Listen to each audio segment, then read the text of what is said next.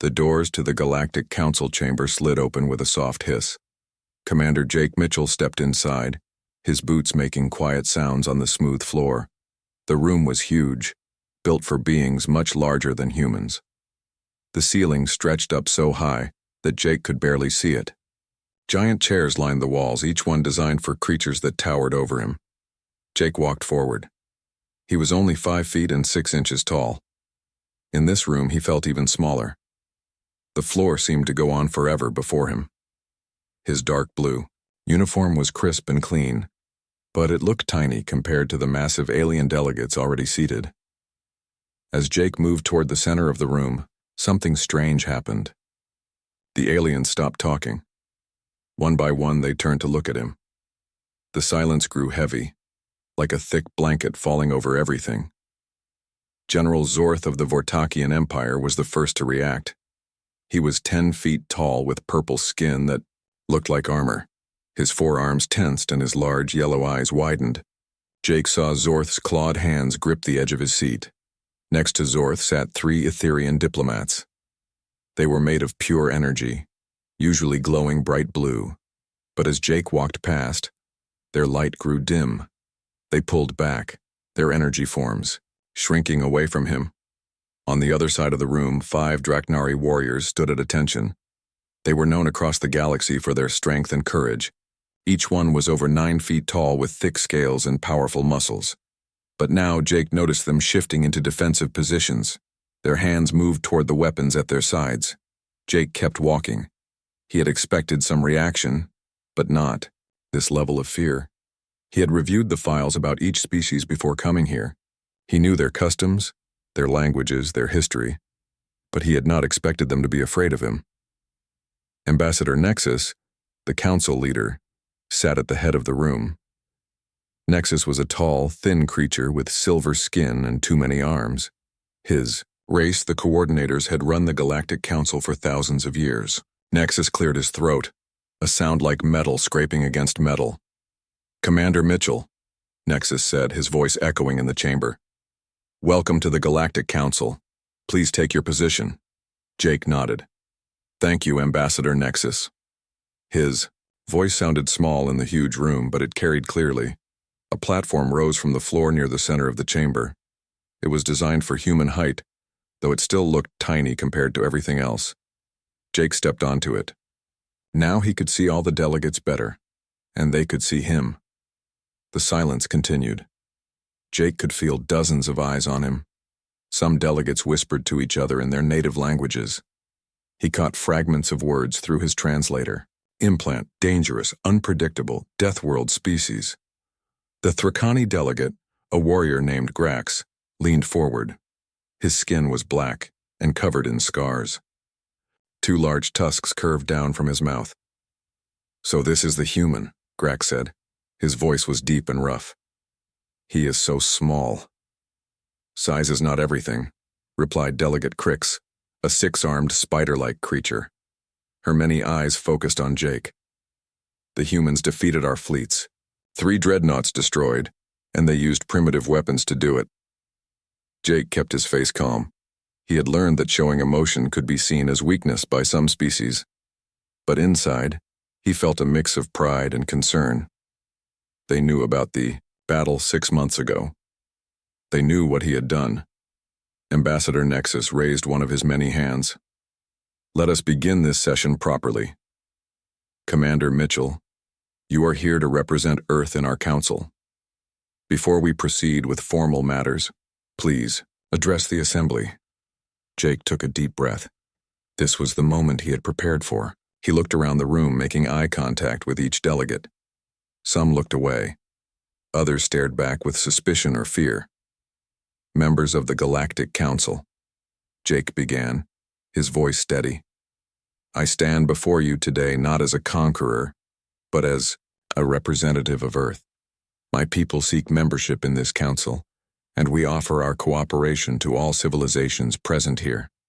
A low murmur went through the chamber. Jake continued. "We understand that our actions 6 months ago may have caused concern. Earth was faced with a blockade by forces that considered us too dangerous to exist. We defended ourselves using the Resources we had.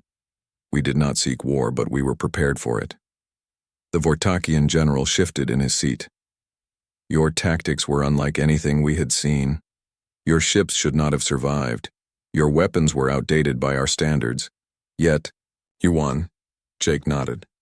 We adapt, we innovate, we work with what we have. These are human traits, but they are not threats to peace-loving species.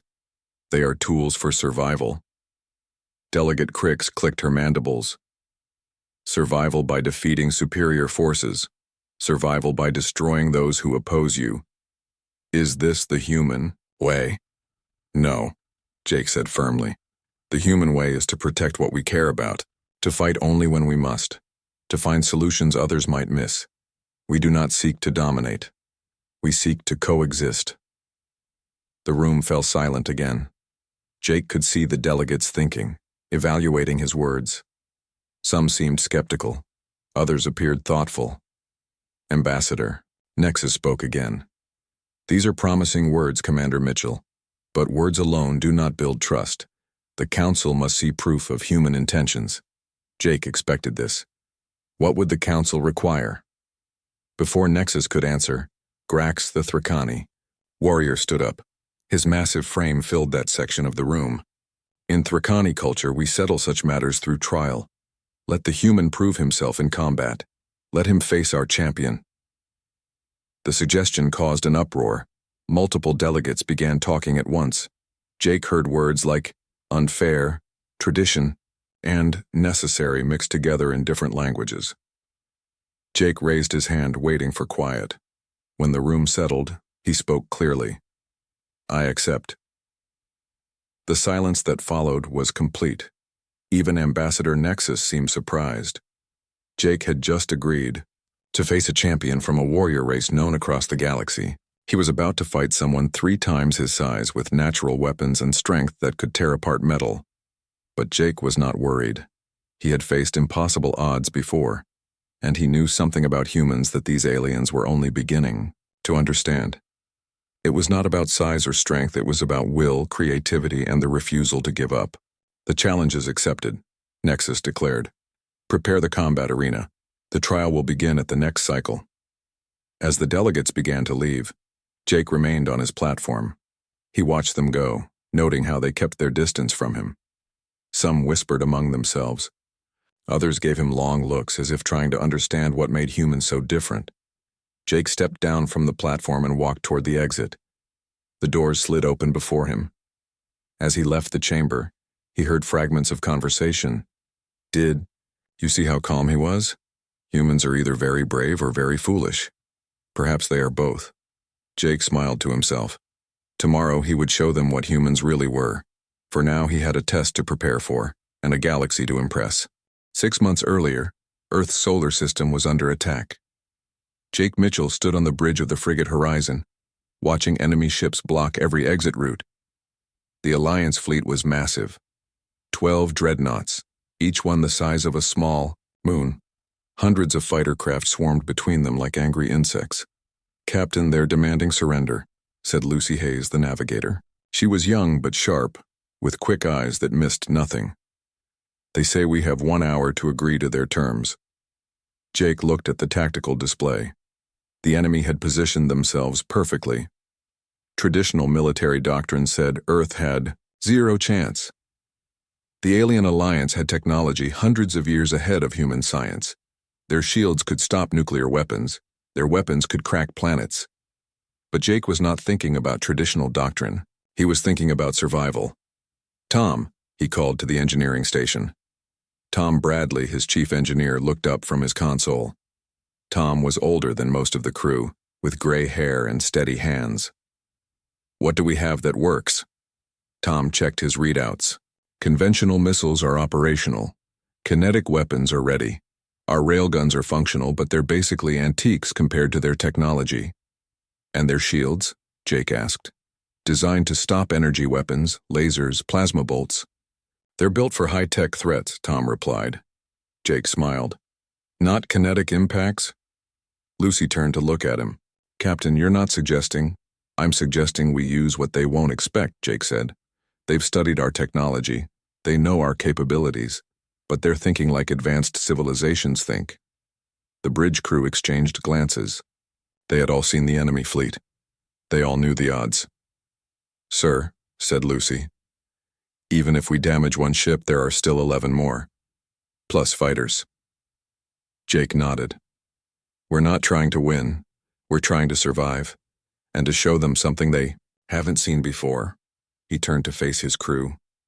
"Override safety protocols on the railguns. Maximum power. Load solid tungsten rounds." Tom's eyes widened. "Captain, at that power level, we'll burn out the systems after a few shots." "We won't need more than a few shots," Jake said calmly. For the next hour, the horizon prepared. Jake had the crew run silent, drifting without power to avoid detection systems. They positioned themselves behind a large asteroid, using its mass to hide their heat signature. When the enemy's ultimatum deadline passed, the Alliance fleet began their attack on Earth. That's when Jake struck. The horizon burst from behind, the asteroid all weapons firing. 3 tungsten rounds accelerated to near light speed hit the lead dreadnought. The alien shields designed for energy weapons couldn't deflect solid matter moving that fast. The first round punched through the shield and hull like they were paper. The second round hit the power core. The third round was unnecessary. The dreadnought was already breaking apart. "Target the second ship," Jake ordered. Same pattern. Lucy worked the targeting system. "They're moving to defensive positions. They've never seen kinetic weapons used this way." The horizon fired again. This time, the enemy ship tried to dodge. It was too massive to move quickly. 2 more rounds hit home. The second dreadnought began to list, its power systems failing. "Captain," Tom reported, "railgun systems are at 40% efficiency. 2 more volleys maximum." Jake studied the tactical display. The enemy was regrouping, but slower than expected. They were confused, uncertain. Their shields were useless against physical projectiles, and their point defense systems couldn't track solid rounds at those speeds. "Launch all missiles," Jake ordered. "Conventional warheads. Target the fighter screen." 100 of missiles streaked toward the enemy fighters. While individually weak, their numbers overwhelmed the point defense systems. Explosions lit up the space around the fleet. The third dreadnought moved forward, trying to get a clear shot at the horizon. Its massive weapons charged, capable of vaporizing Jake's small ship. "Fire everything," Jake said quietly. The horizon's remaining railgun rounds and missiles launched together. The tungsten projectiles hit the advancing dreadnought's weapon systems just as they fired. The energy beam meant for the horizon deflected, striking another allied dreadnought instead. The bridge shook as the blast passed close by. Sparks flew from overloaded systems, but they were still alive. "Sir," Lucy reported, "the enemy fleet is retreating." Jake looked at the display. It was true. The remaining dreadnoughts were pulling back, creating distance between themselves and the horizon. The fighter craft were regrouping behind the larger ships. "Open a channel," Jake said. The face of an alien commander appeared on screen. His purple skin was dark with anger or fear. "You have destroyed 3 of our vessels. This is impossible. Your technology is primitive." "Our technology is different," Jake corrected. "We adapt. We improvise. We use what works." The alien commander paused. "You cannot fight us all. Surrender now and we will grant your people mercy." Jake looked around his bridge. His crew was battered but determined. Tom was already working on emergency repairs. Lucy was calculating new targeting solutions. "Counteroffer," Jake said. "Leave our system, never return, and maybe we won't show other species how to beat your shields." The silence was long. Finally, the alien commander spoke again.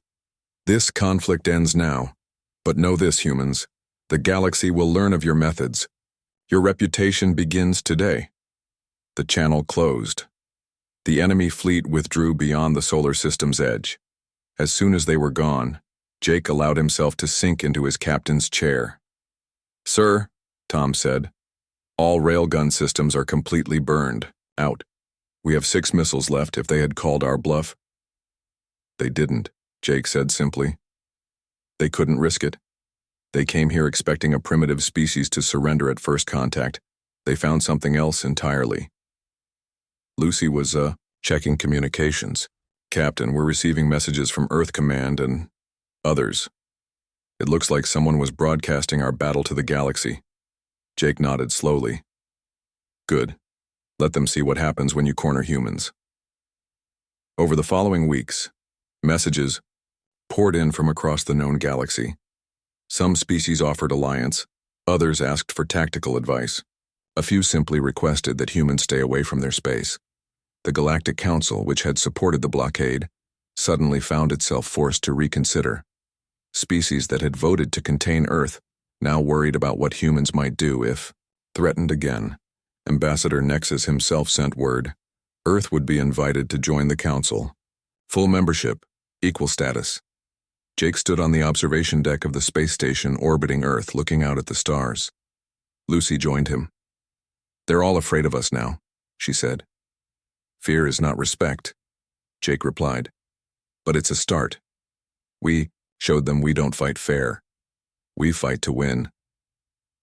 Will they ever trust us? Lucy asked. Jake considered.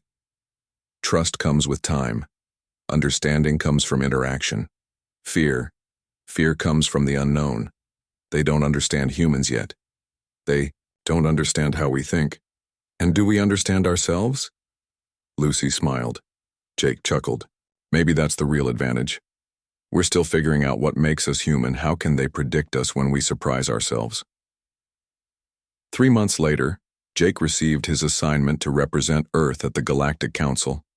He accepted, knowing that his actions in the battle had shaped how the galaxy would see humanity forever. The small frigate captain who had faced down a fleet became humanity's voice among the stars. And every alien he would meet knew the story. They knew about the human who turned primitive weapons into galaxy-changing tools. As Jake prepared for his first council meeting, he looked at the battle commendation on his desk.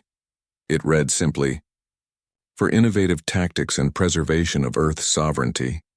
He put it in a drawer. The battle was over. Now came the harder part, building understanding from fear, turning enemies into allies, proving that humans could be more than warriors when necessary. But first, he would have to survive the council chamber. And if the Thracani wanted a challenge, he would show them what a human could do face to face. The combat arena was unlike anything Jake had seen before. It stretched across a massive chamber, with different sections that defied normal physics. In one corner, gravity pulled sideways. In another, everything floated freely. A section in the middle had triple Earth gravity, crushing down on whatever entered it. Jake stood at the edge of the arena wearing basic combat gear. His armor was light and flexible, designed for human movement. Across from him, Grax, the Thracani champion, waited. The warrior was 10 feet tall and covered in black scales. His arms were thick with muscle, and his claws looked sharp enough to cut through steel. The viewing area filled with delegates from every species in the council. Dr. Ellen White, Earth's science attaché, found a spot near the front. General Ron Cruz, sent to observe Earth's interests, stood with his arms crossed. Both watched their representative with a mix of pride and worry. "The trial begins," Ambassador Nexus announced. His voice echoed through the chamber. "Combat continues until one participant yields or becomes unable to continue. The arena's environmental zones are active. Begin." Grax moved first. Despite his size, he was surprisingly fast. He charged straight at Jake, crossing the neutral ground between them in seconds. His claws extended, aiming for Jake's chest.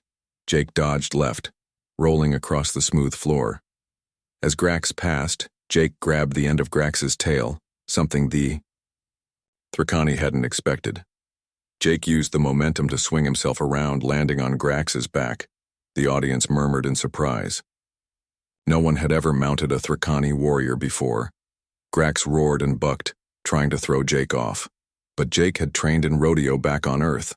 He'd also practiced zero-G combat for months before arriving at the council. He held on, using Grax's own movements against him. "Get off, small one," Grax snarled, reaching back with both hands. Jake had already planned for this. He released his grip and rolled forward over Grax's head. As Grax turned to follow, Jake drove both feet into the warrior's chest. The impact sent Grax stumbling backward, right into the low-gravity zone. Both fighters suddenly floated upward. Grax's massive body became a disadvantage in zero gravity. He flailed, unable to control his movements. Jake, however, had spent months training in space. He used small movements to direct himself, positioning above Grax. Jake kicked off the ceiling, adding speed to his descent. He landed feet first on Grax's stomach, driving all the air from the warrior's lungs. Then he grabbed Grax's shoulders and used them to launch himself sideways out of the low-gravity zone. Jake landed in normal gravity and immediately ran to his left. Grax, still gasping, crashed down hard when he left the zero-gravity area. The Thrakani struggled to stand, confused by the human's unpredictable movement. "You cannot win by running," Grax called out, finally back on his feet. "I'm not running," Jake replied. "I'm thinking." He led Grax on a chase through different sections of the arena. Jake would enter a zone, do something unexpected, then move to the next one. In the high-gravity zone, he used the increased weight to his advantage, letting Grax tire himself fighting the extra pull. In a section where gravity shifted directions, Jake adapted quickly while Grax struggled with orientation. The audience watched with growing interest. The Earthen delegates were nervous but fascinated. The other species began to see something they hadn't expected, strategy that used the environment itself as a weapon. Dr. Ellen White whispered to General Cruz, "He's making Grax fight the arena as much as fighting him." "Classic Mitchell." Cruz replied with a slight smile, "Turn your disadvantages into advantages." Back in the arena, Grax was getting frustrated.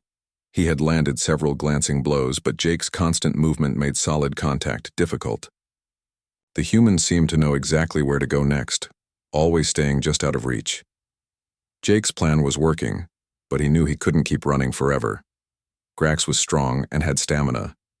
Jake needed to end this soon, or the Thrakani's superior physical abilities would eventually win out. Jake made his decision. He ran toward the most dangerous part of the arena, a section where gravity pulled in multiple directions at once. Jets of fire shot up from the floor at random intervals. Most fighters avoided this zone entirely. "Human!" Grax roared. "You are insane." Jake entered the chaos zone just as a geyser of flame erupted. He knew the pattern. He'd studied the arena specifications all night. He ducked, rolled, and jumped, timing his movements to avoid the fire. The shifting gravity tried to pull him in different directions, but he used it to change direction mid-air. Grax followed, but he was too large to move as precisely. The first jet of flame caught his leg. He bellowed in pain and tried to back away, but the confusing gravity kept him unbalanced. Jake saw his chance. He used the crazy gravity to launch himself at Grax from an impossible angle. The warrior swatted at where Jake should have been, but gravity pulled Jake's path in a curve. Jake landed on Grax's shoulders again. This time, instead of trying to stay on top, Jake had a different plan. He grabbed Grax's head and used the momentum to swing down. As he dropped, Jake's feet caught Grax's knees. The impact buckled the warrior's legs. With the gravity pulling them in multiple directions and fire jets activating around them, both fighters tumbled to the ground. Jake rolled away quickly, but Grax landed hard. His massive body couldn't recover, as fast in the unstable zone. Jake stood up, breathing hard but still mobile. Grax struggled to rise, one leg clearly injured from the fire and the fall. The Thrakani warrior looked at Jake with something new in his eyes. Not anger, not confusion. Respect. "You fight with your mind," Grax said, his voice carrying across the arena. "Not just strength." "Among humans," Jake replied, "we have a saying. It's not the size of the fighter, it's the size of the fight in the fighter." Grax considered this. Around them, fire jets continued to shoot up. The gravity field pulled in different directions, making standing difficult. The Thrakani warrior could continue, but the outcome was becoming clear. "I yield," Grax announced, his voice strong despite his injuries. The human has proven his worth. The arena's hazards immediately deactivated. Medical teams rushed in to tend to both fighters. Jake offered his hand to help Grax stand. After a moment's hesitation, The Thrikani took it. As they left the arena together, the audience erupted in discussion. Species that had never seen humans fight were surprised by the tactics. Even the warrior races seemed impressed by the unconventional approach. Ambassador Nexus spoke as the fighters reached the viewing area. The trial is completed. Commander Mitchell has demonstrated that humans bring unique capabilities to our council.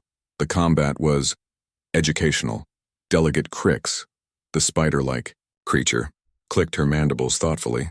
They do not fight as we fight. They use everything available. General Zorth of the Vortakian Empire nodded slowly.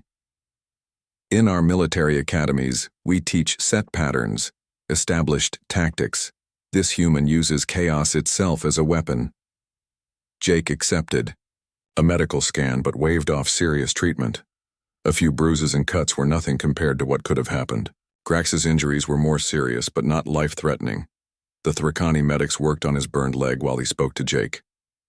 Your ships fight the same way? Grax asked. We adapt, Jake answered simply. We use what works.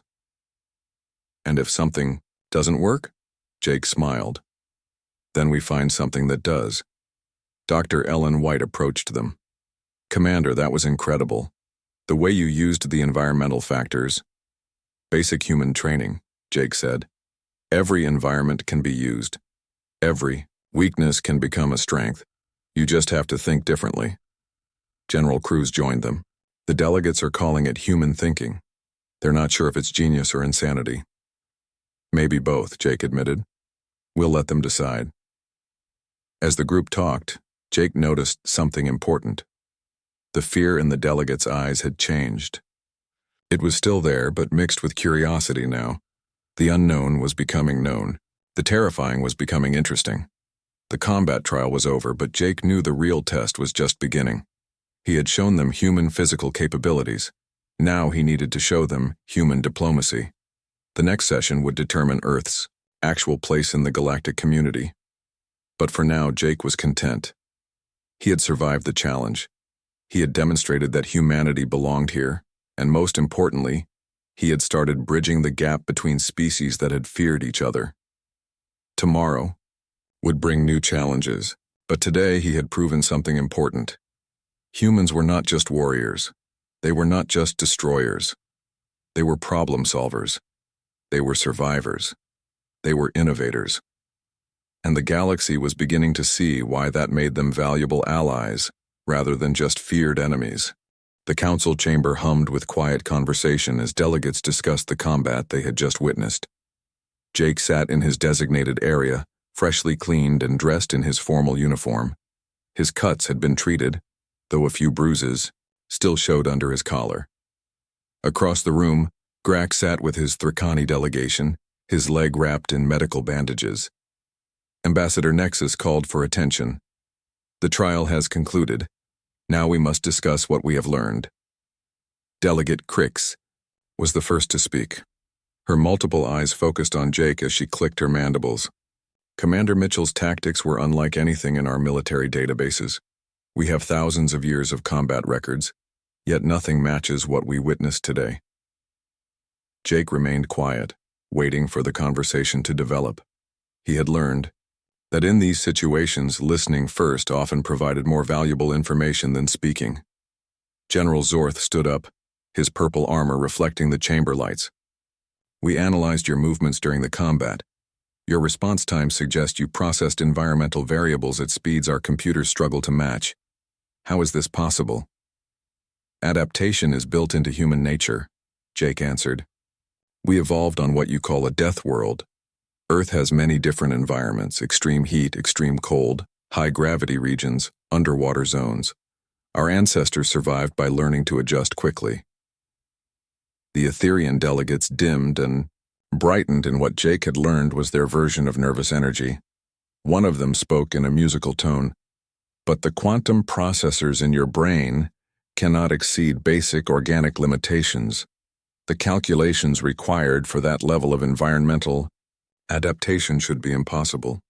Dr. Ellen White, watching from the human delegation area, smiled slightly. Jake noticed her expression and understood she wanted to see how he would explain this. It's not about calculations, Jake said. It's about pattern recognition and instinct. Humans don't analyze every possibility. We feel the right choice. We call it intuition. Intuition is not reliable in combat, stated Grax, speaking for the first time since the trial. Yet you moved as if you knew where I would be before I moved there. Jake considered how to explain human psychological concepts to alien minds. Among humans, we have many types of learning. We observe, we practice, we adapt. When I fought you, I wasn't thinking through every move. I was reacting based on patterns I recognized. The Draknari delegate, a scarred warrior named Vrak, leaned forward. In our culture, we train from childhood in specific fighting styles. We perfect techniques over decades. You fought with no recognizable style at all. That was the style, Jake replied. Having no set pattern makes us unpredictable. We call it thinking outside the box. When everyone expects moves A, B, and C, humans might do Q or X instead. A murmur went through the chamber. Delegates began discussing among themselves, in various languages. Jake's translator caught fragments: chaotic reasoning, random decision-making, survival adaptations. Ambassador Nexus gestured for quiet. Commander Mitchell, our scientists are particularly interested in human pain tolerance. During the combat, you sustained injuries that should have incapacitated most species, yet you continued to function. Jake touched his bruised ribs gently. Adrenaline response. In dangerous situations, human bodies produce chemicals that suppress pain and increase strength temporarily. It's an emergency system that helped our ancestors survive predators. This adrenaline, said Delegate Crix, it makes you stronger?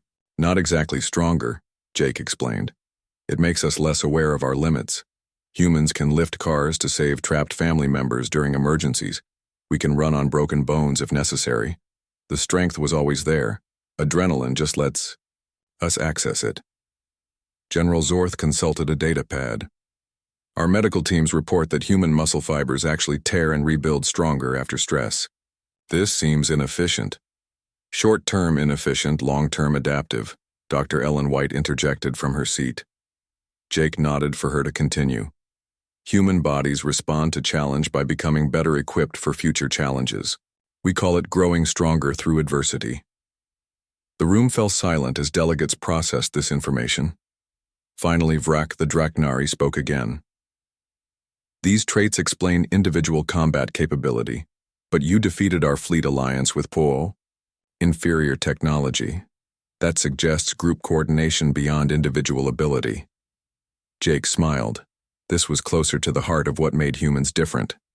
Humans pack bond. Several delegates looked confused. Jake had expected this. The concept didn't translate well to species that evolved differently. We form strong emotional connections beyond family groups, Jake continued. We work together not just for survival, but because we care about each other. When one human is threatened, others respond as if they were personally attacked. This is illogical, said Grax. Sacrificing yourself for non-relatives reduces your genetic legacy, but it strengthens the group, Jake countered. Throughout our history, humans have died for complete strangers. We jump into rivers to save people we've never met. We donate organs to help others live. Individual sacrifice for group survival has made our species stronger. Ambassador Nexus leaned forward. And this pack bonding affected your fleet tactics? Every crew member knew their role and trusted their teammates completely, Jake explained. When Tom Bradley overloaded the railguns, he knew Lucy Hayes would find the perfect firing solutions. When I made tactical decisions, they didn't waste time questioning. They acted. Trust and cooperation multiplied our effectiveness. Delegate Crix's eyes focused intensely. Your navigator and engineer, they were willing to die with you? If necessary, Jake said simply. But more importantly, they were determined to survive together. That's the difference. We don't just fight to avoid death. We fight to protect what we call family. The chamber buzzed with discussion again. Jake noticed some delegates seemed disturbed by these revelations, while others appeared intrigued. Grax shifted in his seat, wincing slightly from his injured leg. You said humans evolved on a death world.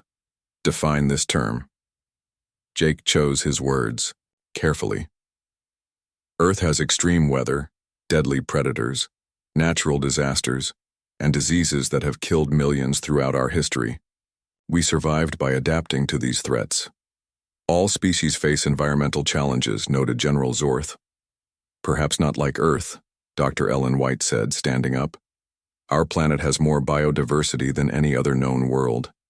It also has more ways to kill you. Hurricanes, earthquakes, volcanoes, tsunamis, sometimes all happening simultaneously. Humans evolved to treat extreme conditions as normal. She activated a holographic display showing Earth's various environments. Add to this that humans spread across the entire planet, adapting to deserts, mountains, Arctic zones, and jungles.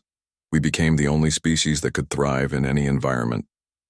The Etherean delegate flickered with curiosity. This makes humans apex predators? No, Jake corrected. This makes us apex survivors. We're not the strongest or fastest or most deadly. We're the most adaptable. Give us any environment, and we'll find a way to live there. Ambassador Nexus studied the holographic data. These adaptations explain your tactical flexibility, but they also raise concerns about human expansion into other systems. Jake stood up, addressing the assembly directly. We don't expand to conquer. We expand to explore. Yes, we're survivors, but we're also creators. Scientists, artists, philosophers. We build as much as we adapt. We connect as much as we compete. Yet you maintain military capabilities, Vrak pointed out. Because the universe isn't always friendly, Jake replied. We learned that when you blockaded our system. We hope for peace but prepare for war. It's a human saying. Walk softly, but carry a big stick. The delegates continued discussing. Among themselves, Jake realized the revelation was complete. They finally understood what made humans different. It wasn't superior technology or natural strength. It was the combination of adaptability, cooperation, and the refusal to give. Ambassador Nexus finally spoke. Commander Mitchell, this council has learned much today. The nature of human potential is now clearer. We will recess to consider these implications. As the delegates filed out, Grax approached Jake. Human, your people are strange, but I understand now why you fought as you did, why you won against our alliance. We're not so different, Jake replied. All species struggle to survive. We just found our own path. Grax nodded slowly.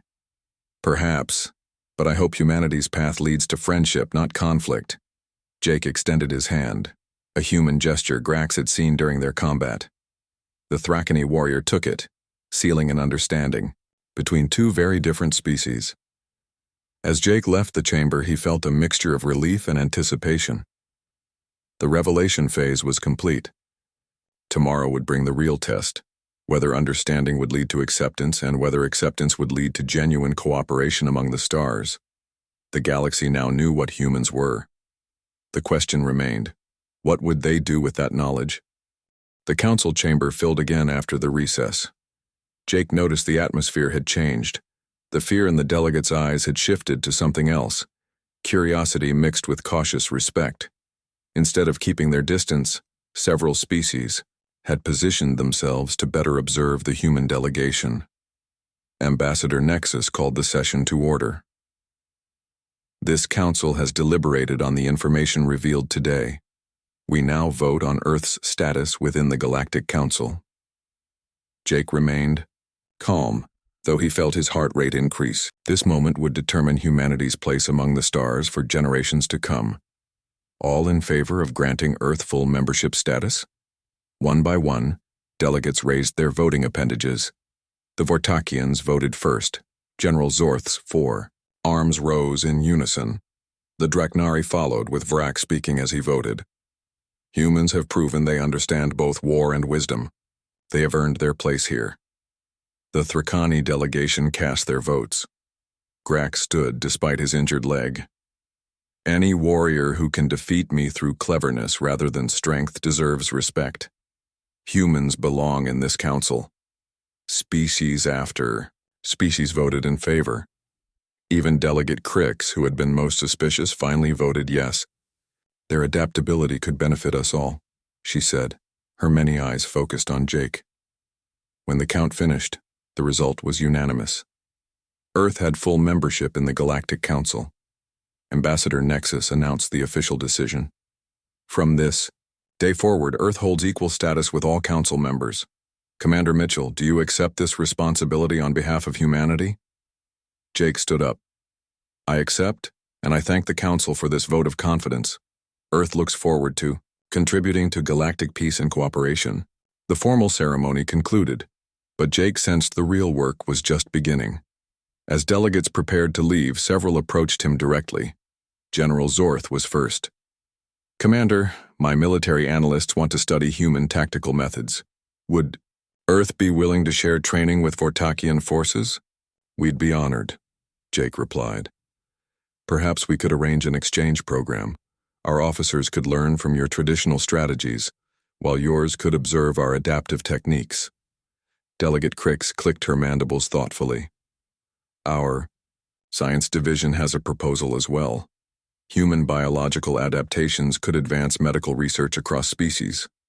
A joint project, perhaps? Jake nodded. Dr. Ellen White would lead such an initiative. Earth has always valued scientific cooperation. As the meeting continued, more species approached with similar offers. Trade agreements, cultural exchanges, joint exploration missions, the ideas flowed rapidly. What had been fear was transforming into opportunity. Grax approached last, walking without assistance despite his healing injury. Human Jake, I have a personal request. What can I do for you, Grax? The Thrakani value combat prowess above all else. But today, I learned that strength comes in many forms. I would like to train with your warriors. Not just to fight, but to understand your way of thinking. Jake smiled. I'd be honored to arrange that. And perhaps you could teach our people about Thrakani endurance techniques. We can learn from each other. As the chamber emptied, Dr. Ellen White and General Ron Cruz joined Jake. That went better than expected, Cruz remarked. It's just the beginning, Jake replied. They understand us now, but understanding doesn't automatically create trust. We need to prove ourselves over time. Dr. White looked at her datapad. Commander, we're already receiving communication requests from dozens of species. Cultural exchanges, scientific collaborations, even marriage proposals. Jake raised an eyebrow. Marriage proposals? Apparently, the concept of pack bonding intrigued several species that practice arranged partnerships. They want to explore human family structures. White smiled. I think we're about to become very popular for interspecies sociology studies. Over the following weeks, Earth's integration into galactic society accelerated. Human advisors were requested for military strategy sessions. Human mediators helped resolve species conflicts that had lasted centuries. Human scientists contributed to research projects spanning light years. Most significantly, the joint exploration mission came together quickly. Representatives from 12 species volunteered for the first mixed species crew. Jake was selected as mission commander. The ship was called Unity, constructed with technology from every major spacefaring civilization. Jake stood on its bridge, looking at his diverse crew. Besides the human contingent, including pilot Mike Turner, medical officer Dr. Amy Parker, and diplomat Steve Morgan, the bridge housed officers from the most powerful species in the galaxy. Tom Bradley had transferred from the Horizon to serve as chief engineer. Lucy Hayes remained as navigator, though she now worked alongside 3 alien specialists. Captain Mitchell, said Vrak, who had accepted the position of security chief, our first joint mission destinations have been selected. 3 unexplored, systems showing signs of habitable worlds. Jake studied the star charts. Recommendations, crew? Suggestions came from multiple species, each offering different analytical approaches. The Etherians provided energy signature readings. The Vortakians contributed strategic assessments. The Draknari offered historical patterns of habitable world characteristics. What impressed Jake most was how naturally they worked together. Human adaptability had helped bridge the gaps between very different ways of thinking. Each species brought unique strengths, and the crew was learning to combine them effectively. Set course for the nearest system, Jake ordered. We have an entire galaxy to explore, and we do it together. As the Unity departed from Council Space on its first mission, Jake reflected on how much had changed. Months ago, humans were considered too dangerous to join galactic society. Now they were seen as essential to its future. The fear hadn't disappeared entirely. Jake could still see it sometimes in the way some species reacted to humans. But fear had become respect, and respect was growing into partnership. Steve Morgan joined Jake in his ready room after shift change. "Captain, we've received communication from Earth. The Council has authorized permanent human ambassadors on 32 different homeworlds. They're also requesting human advisors for the Galactic Defense Initiative." Jake nodded. "And how do you feel about representing humanity on such a scale?" "Honored. Nervous, excited." Steve paused. "Sir, do you think they really accept us now?" Jake looked out at the stars through the view screen. "Acceptance takes time, but we've shown them who we are. Survivors, innovators, warriors when necessary, peacemakers when possible. Most importantly, pack bonders who extend our loyalty beyond our own species." That last part, extending our loyalty, is that what really convinced them? Perhaps. They've seen species that conquer through strength, species that dominate through technology, even species that control through fear. But they hadn't encountered a species that builds strength through cooperation. That includes others in their definition of family. The Unity's crew worked through their first weeks together smoothly. Humans shared meals with Draknari warriors, comparing Earth legends with Thrakani battle songs. Vortakian technicians collaborated with human engineers, amazed at how organic intuition could improve mechanical designs. Etherian energy beings taught human pilots to read quantum fluctuations in real time. Jake walked through the ship's common areas, observing the interactions. Laughter, or its equivalent across species, echoed through the corridors. Problems were solved collectively. Disagreements were handled with respect rather than hostility. 6 months after full integration into the Galactic Council, Jake received a personal message from Ambassador Nexus. Earth had been selected to host the next major Council summit. It would be the first time in galactic history that a new member species hosted the Council outside of established neutral space. Jake stood before the bridge crew, human and alien alike. "We have an announcement. Next year's Council summit will be held on Earth." The response was immediate and positive. Vrak actually smiled, a rare sight even among Draknari. "I have always wanted to visit this death world that produces such interesting warriors." Lucy Hayes grinned. "Wait until you experience real weather, Vrak. We'll show you what humans call fun." As the Unity continued its exploration mission, Jake realized something profound had occurred. Humans were no longer the smallest in the room that everyone feared. They were partners in the greatest adventure the galaxy had ever known. The story of Commander Jake Mitchell, the small human who faced down alien warriors and changed the course of galactic history, would be told for generations. But Jake knew the real story was just beginning. Out in the vastness of space, formerly isolated species were working together, exploring together, growing together. Humans had brought something unexpected to the galactic community. The belief that differences made groups stronger, not weaker. Jake looked at his bridge crew, each member focused on their duties but ready to support any other at a moment's notice. This was what humans did best. Not just surviving, but thriving by bringing others into their definition of family. As the Unity approached its first unexplored system, ready to face whatever challenges awaited, Jake smiled.